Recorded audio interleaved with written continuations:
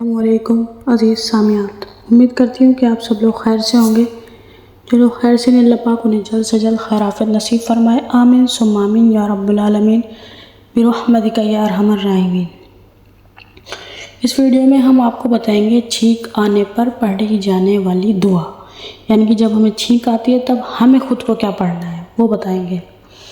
तो देखिए, जब छींक आती है तो हमें क्या दुआ पढ़नी है। वो दुआ ये है, गौर फरमाएं, अल्हम्दुलिल्लाहि अला कुल्ली हाल, अल्हम्दुलिल्लाहि अला कुल्ली हाल, अल्हम्दुलिल्लाहि अला कुल्ली हाल। जज़ाकल्लाहु खैर।